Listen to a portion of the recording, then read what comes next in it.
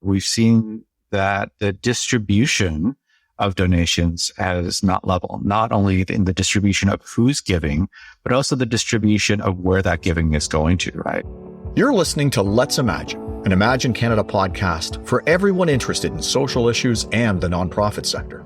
I'm your host, Bruce McDonald.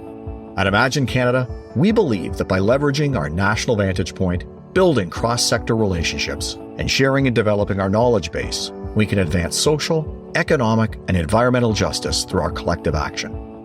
Join us as we dive deep into conversations that have big implications for the nonprofit and charitable sector here in Canada. A special thank you to our knowledge partner, Carter's Professional Corporation, and our supporting partner, Sage Canada. Together, let's imagine a stronger future.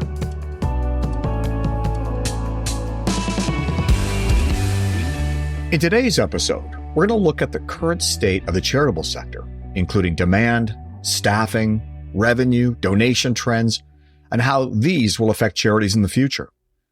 Charities have been strained for several years now due to the ongoing pandemic, the rising cost of living, which have created unprecedented needs in our communities. Demand for services continues to rise, and many organizations are struggling to keep up. About 40% of charities have experienced a lasting increase in demand since the start of the pandemic, and 57% cannot meet current levels of demand, according to a recent survey commissioned by Canada Helps. To discuss the important findings from this year's giving report, we're grateful to welcome Duke Chang, the newly appointed CEO of Canada Helps. Duke, thanks for joining us today. Thanks for having me on the program, Bruce. It's good to be with you. So before we get into the fundraising landscape, let's talk a little bit about your introduction to the sector. As a leader in any organization, your first 90 days can be some of those most important to starting a new job. Taking on this role at Canada Helps, what did you want your first 90 days to look like, and how have they worked out so far? Well, it's been a fast and furious onboarding, I would say, Bruce. The most important thing for me to understand coming into this role was to understand the landscape of the sector. My career has been in financial services and in technology, so I had a good footing in both of those. But really getting into the depths of the charitable sector in Canada, understanding our organization, Canada Helps, and all of our operations, the people in our team, but then going beyond our four walls and looking at what's going on in the market, what's going on with giving in general in Canada, and who are some of the other key players within our sector. You know, when I first joined, everybody kept talking to me about the sector as this monolithic thing in Canada. And what I quickly learned through your help too, is that there's lots of different components to the charitable sector and lots of different people trying to do good here in Canada. And what ties us all together is that common thread that we want to see a better future for ourselves and for our children. Well, it's great to have you aboard with Canada Helps, and I'm sure we'll look forward to a long and beneficial relationship that'll help organizations, small, medium, and large, right across the country. So Canada Helps this spring released the 2023 Giving Report, which provides insights into donation trends, a snapshot of how charities are doing, and the needs of Canadians for charitable services. All of these elements are interconnected, but let's start by what the data tells us about the needs of individuals and communities. The pandemic and the rising cost of living have negatively impacted many people's financial situation. We've heard from organizations that they are seeing new groups knocking on their doors for help. For example, individuals with children who have decent jobs and income, but are still struggling with basic needs, such as food and rent. Can you tell us more about what the report uncovered as it related to the impact of inflation on Canadians, and maybe the most surprising or alarming findings, from your perspective? Sure, Bruce. I think nobody needs to read our report to know that Canadians have been impacted by the economy and inflation. But what our report really details is how that has had a knock-on effect for charities supporting Canadians. And the report really details the extraordinary number of Canadians that have been impacted by this prolonged pandemic and the rising cost of living, which means they're now turning to charities for their basic needs. In October of 2022, when we launched the study to support the report, it revealed that 2 in 10 Canadians expected to rely on charities to meet their basic essential needs. That's food and shelter and clothing. Since then, we actually reran this study And our new Ipsos data identifies even worsening trends. Now, 23% of Canadians are currently already accessing charitable services to meet the essentials. And looking forward, 26% of Canadians are saying they'll need to access charitable services in the next 6 months. That's up from 22% in the fall. So that trend is getting worse. If you look at who is maybe disproportionately impacted by this, women are significantly more likely to say that they'll need to use charitable services to get by. Younger Canadians ages 18 to 34 or 35 to 54, they're more likely to require charitable services than older Canadians age 55 and older. Certainly, as one would expect, households with lower income are going to need more help from charities, right? That's an obvious one. The one that was alarming to me was that 3 in 10 parents said that they would need to access charitable services in the coming year. 30% of our fellow citizenry are needing help. So that's pretty significant when you look at the rise in demand. And when you look at the reasons why they're needing to access charitable services, oftentimes it's because they're unable to work due to mental or physical illness. That's about 59% of respondents said that, because they're already working multiple part-time jobs or they're currently looking for work. So there's an income problem there. And then others who are saying they're accessing charitable services because they're facing addiction or they're fleeing from domestic violence. So there's lots of reasons why Canadians are turning to charities, and we need to realize that these services are being put under great strain. Boy, those are really powerful numbers, and not in a hopeful way, but they really speak to this need for our sector to be able to respond. So let's turn our attention to another side of the equation, which is charities themselves and where they're situated right now. The report highlights 10 concerning issues affecting charities. Increased demand due to the pandemic and inflation has created unprecedented strain on charities, the latter being one issue that has had a significant impact on organizations. But what people may not realize is the other ways that inflation is affecting charities in addition to high demand. From staffing to program delivery to overall costs, charities are being negatively affected by inflation across nearly all areas of their operations. Can you tell us more about what organizations have reported in terms of this impact and the risks if this situation doesn't improve? Absolutely, Bruce. The report is a pretty comprehensive study across the charitable sector, with almost 3,000 charities reporting this year. And when we do the analysis in partnership with your organization, Environics, and Nanos Research, our other partners, what it's really telling us is that small to large charities, coast to coast, there's significant issues. First of all, charities are seeing an alarming rise in demand. 40% of them are seeing higher levels of demand than before the pandemic. And 57% of them are now saying they have so much demand for their services, they're not able to meet it all, which means they're having to make tough trade-off decisions.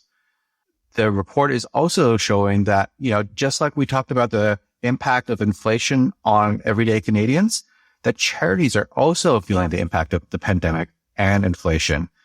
Almost 80% of them are saying they've had increases in their service delivery costs. 45% of them are saying their staff salary costs have increased. And all while 55% of them are saying they've had fewer volunteers come than before the pandemic. So it's a huge strain on their resources. And then the last thing to note is with that increase in demand, we haven't seen donations keep up for many charities.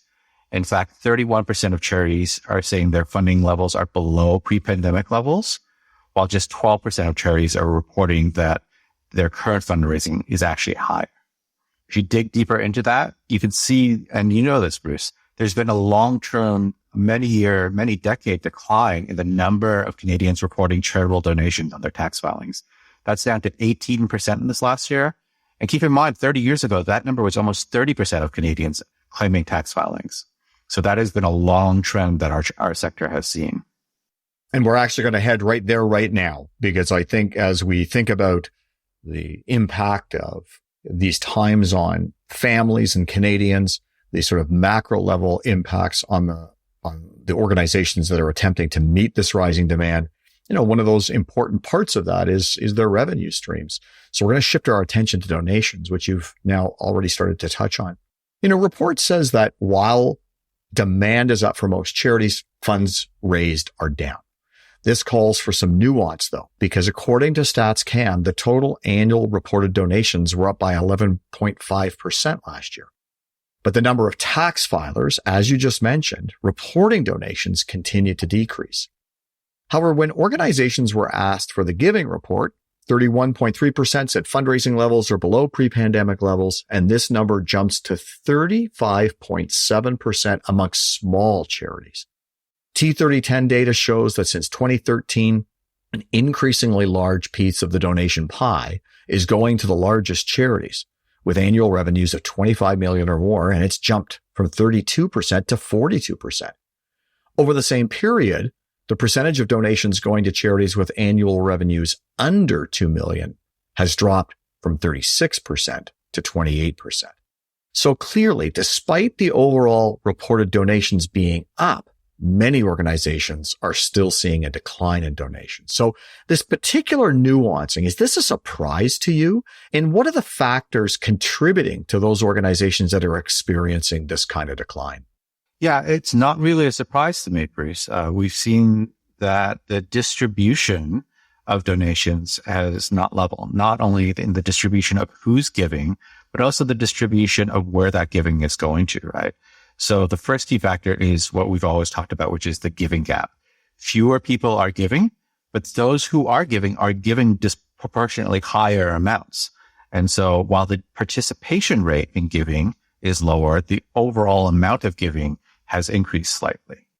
The second thing, and the most notable thing, is that the decline in funds going to those smaller charities, many of which Canada Helps serves, right? Those with less than $500,000 in annual revenue.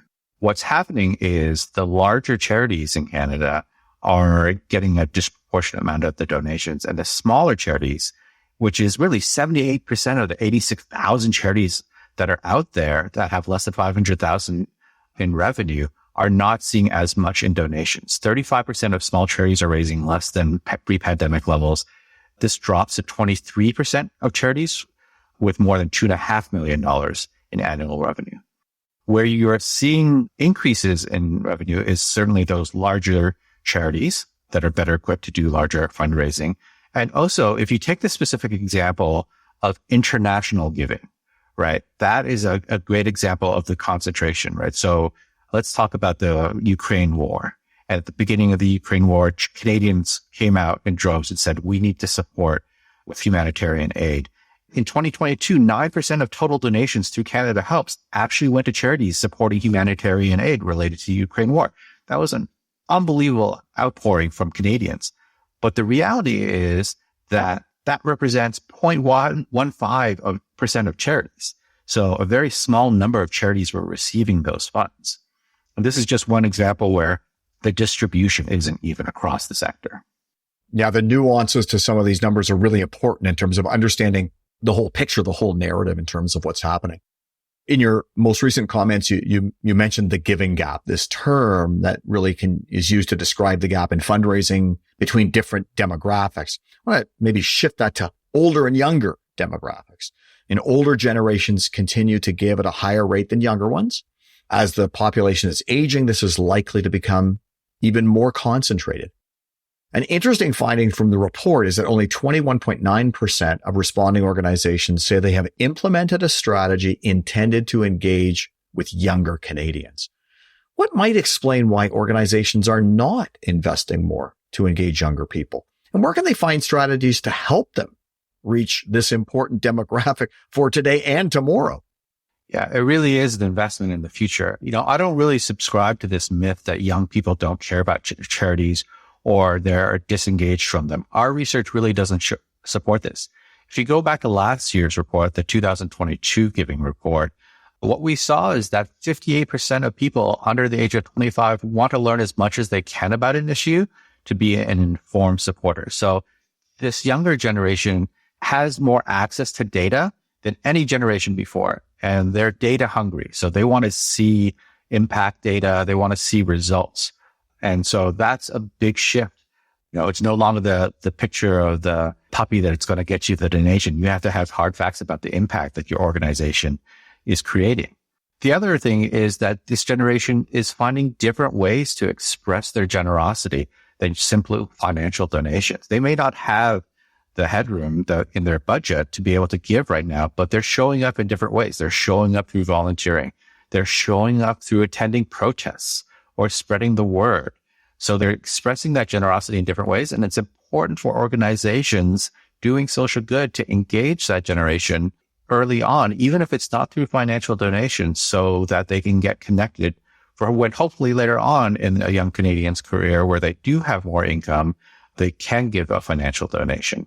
But charities need to understand that this generation is savvy and they need to adapt accordingly. They need to adapt the channels which they reach out to this generation. So obviously, we know about social media as a big channel. Thinking about modern giving vehicles beyond just cash, right? Things like cryptocurrency, it's very popular with the younger generation. Things like securities are increasingly popular. So thinking about different ways that they can attract young Canadians. But overall, my advice to them is to connect first with the younger Canadians to help them co-build the program that they need. Young Canadians are willing to engage with charities, and they probably have the most insight for you on how to build a program to engage with their fellow young Canadians. At some point, use some proven starting points to focus your engagement and appeal, right? Look for volunteer opportunities, look for education opportunities. There are plenty of ways to find opportunities to engage young Canadians before you have to ask them for a contribution to your organization. And then think about your messaging to this group. Like I said, they're about impact. So show the data, show the impact that your organization is having on things like social justice and the environment. And of course, as I talked about, think about your online presence, both from your website and your social media channels. Ensure that there's a smooth mobile experience for young Canadians to engage with your charity. It's interesting as you talk about some of the points that you raised around how young people are engaging.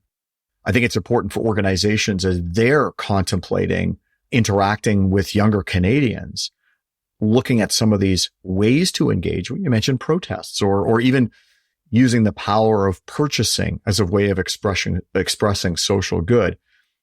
It's important that we don't always start where the default setting is a fundraising mindset. But how do we connect to cause? How do we connect to mission? And also, and meet them in ways that they can participate? Because the last thing we want is really a lost generation of people whose only experience in working with charities is through a fundraising context when they may not be ready yet to be, regular, ongoing donors. One of the things my team and I have been talking about is this worry that we have about ask fatigue. In your everyday life, the ask comes up so many times. The other day, I just went grocery shopping and there were some young cadets out front of the store with their baskets asking for a donation. Then you went into the store and there was a store representative with something asking for a donation. And at the checkout, they're asking you to round up. And then there's items on the shelves that are contributing to charitable growth if you buy their product. And so we worry about this notion that there's overexposure to asks for charity. And yet I think it also speaks to the times we live in. Organizations are looking for any way they can to be able to ensure that their revenue streams are flowing so that they can meet this increasing demand that we spoke to a bit earlier. One of the things I want to talk a little bit about is around sort of preparedness. So one of the recommendations from the report is for charities to take a holistic approach to digital transformation. For a typical charity, why is this crucial and what would such an approach look like? Well, it's critical to ongoing operations to begin with. The world is increasingly digital. Certainly money is all digital now. If you look at the report, 1 in 3 charities is saying that they believe they'll soon find it hard to continue their work if they don't improve their digital capabilities. There's a major skill gap when it comes to our sector, when it comes to digital skills. Most charities rate their digital skills as fair or poor. And certainly as somebody who's spent their career in technology and in the for-profit sector, largely, I can say there's a huge gap in the charitable sector when it comes to digital that needs to be made up. The majority of charities believe digital adoption is important, but 2/3 of the charities are saying that it's not a priority right now. It's a lower priority for them. And that all goes back to the fact that they're having to push as much as they can of resources into programs to meet demand. And so when I talked earlier about charities having to make tough trade-off decisions, investment in digital and in technology is one of those things being traded off right now because they see so much demand right now. So if you think about what charities should do, well, digital transformation isn't just about technologies. It's really about a culture shift in your organization and in being able to embrace digital all across your organization. It's about having digital skills and building up your digital acumen within your organization. And yes, it's about implementing technology. But when you look at things like cybersecurity and how you handle data, all of these things are important requirements for charities to be able to handle. And the focus on culture is as important as the focus on technology. One of the things that we've been running is our Charity Growth Academy pilot, which just wrapped up. And the challenge that we're seeing from those pilot charities that are participating in that is time is the biggest single barrier to success for them right now in being able to adopt digital. And a sector that we know has historically been under-resourced, this problem is not going to go away. Well, and as we think about even the market segment that we just discussed around young people, not having seamless and positive digital experiences for young people will be an inhibitor for organizations to succeed in engaging with that particular audience. So sort of final question, at the conclusion of the report, you talk about optimism. Our sector is an optimistic one by nature. We wish to change the world for the better. But you ask an interesting question. At what point does optimism become an issue? The report shows that all the top 10 issues that concern charities today remain the same in a 5-year outlook. So to quote yourself, for a sector that is intended to drive waves of change to tackle our biggest, most pressing local and global issues, the very individuals tasked with driving that change struggle to see how we make change for ourselves as a sector. So how is optimism hindering our ability to make progress as a sector in your view? And what needs to change? Yeah, I think enough people have said it now that you can't even attribute the quote to say that hope is not a strategy. We need to form a strategy about our future. And it really comes down to thinking about what our future looks like. Our studies show that 40% of Canadian charities report an optimistic outlook for their future, and only 8% have a pessimistic look. So let's think about that and just go back to the facts that we've just spent the last bit of time talking about, right? 23% of Canadians are saying they need to rely on charity for basic needs. 57% of charities are saying they can't meet that demand anymore. And participation rates in giving in Canada have fallen over the last 30 years. So if you look at just those 3 data points, you have to ask yourself, is it now time that we have to say, look, there's a problem and we need to call that out, and hope isn't going to get us there? Isn't it our responsibility to now drive out a call for action for the sector to change, for the government to have a harder look at how it supports the sector, for corporations to step up in their corporate responsibility as corporate citizens of Canada, and for everyday Canadians to think about how they can contribute to protecting this vital sector? I mean, just imagine, Bruce, for a second, the opposite of an optimistic outlook. Imagine a Canada where the charitable sector went away overnight. That would be terrifying. It would be a humanitarian crisis, right? People would not have food. People would not have shelter. Women fleeing from domestic violence would not have a place to go. We can't let that happen. Well, and it strikes me in listening to your comments that optimism and change are not in conflict as principles or ideas. Optimism can actually be a powerful motivator, but we do need to be mindful that it can't also be a barrier. But if we seek to leverage that drive, that desire to make positive change for our communities, that in and of itself can enable our sector to adapt and thrive and be there for people, not just today, but in the years to come. So Duke, I want to thank you for taking the time to spend with us today. I think the data from the Giving Report has been very, very interesting. It's been great for organizations to see. Really appreciate the work that Canada Helps does on this. So thanks for taking the time to join us today. Thank you, Bruce. Thanks for listening to the Let's Imagine podcast. For full show notes and to subscribe to our newsletter so you never miss an episode, please visit our website, www.imaginecanada.ca.